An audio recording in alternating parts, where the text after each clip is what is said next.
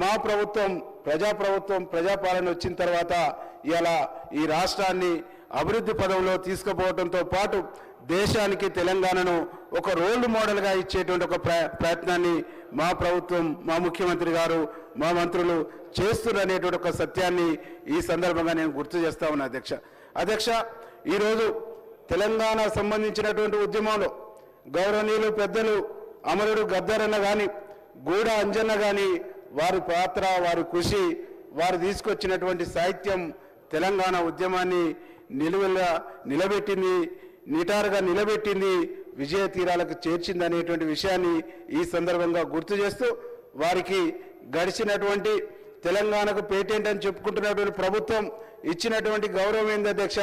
గద్దర్ గారిని ఎండలో 3 గంటలు గేటుకాడ కూర్చోబెట్టినటువంటి చరిత్ర వాళ్ళది.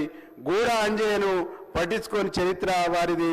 ఈరోజు వారిని గౌరవించి గద్దర్ అవార్డుతో పాటు గూడ అంజయ్య గారి కుటుంబానికి కూడా ఆర్థిక సాయం ఇచ్చి ఆదుకున్నటువంటి ప్రభుత్వం ఈ ప్రభుత్వం అని చెప్పేసి ఈ సందర్భంగా తెలియజేస్తాను. గద్దర్తో పాటు ఇంకా అనేక మంది కళాకారులు ఈరోజు గూడ అంజయ్యతో పాటు జయరాజు గారు కానీ అనేక మంది కళాకారులను కూడా ఈ ప్రభుత్వం ఆదుకుంది అధ్యక్ష. వారితో పాటు ఇక్కడికి అనేక మంది కళాకారులను ప్రోత్సహించడానికి గద్దర్ అవార్డును కూడా మన ప్రభుత్వం ఇస్తుందని చెప్పేసి ఈ సందర్భంగా తెలియజేస్తున్నా అధ్యక్ష. దాంతోపాటుగా తెలంగాణ ఉద్యమం నడిచినన్ని రోజులు తెలంగాణ గీతాన్ని, జయ జయ తెలంగాణ గీతాన్ని చాలా గొప్పగా చెప్పుకోరు.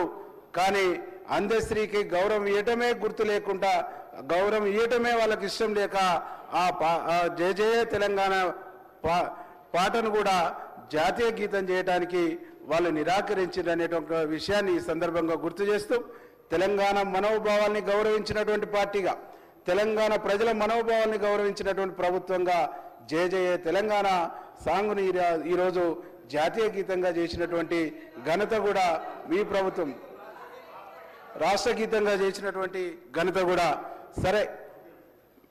రాష్ట్ర గీతం కూడా చేసినటువంటి ఘనత కూడా మా ప్రభుత్వాన్ని అని చెప్పేసి ఈ సందర్భంగా నేను తెలియజేస్తున్నాను అధ్యక్ష.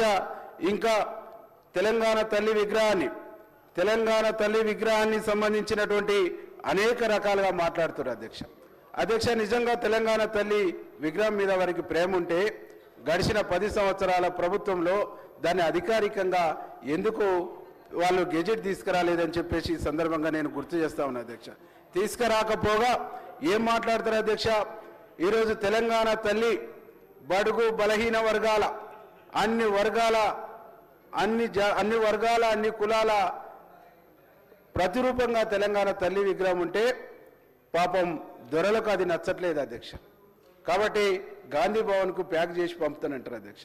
ఈ దేశం కోసం బలైనటువంటి రాహుల్ గాంధీ తండ్రి రాజీవ్ గాంధీ విగ్రహాన్ని కూడా వాళ్ళు అవమానిస్తారు అధ్యక్ష. ప్యాక్ చేసి ఈరోజు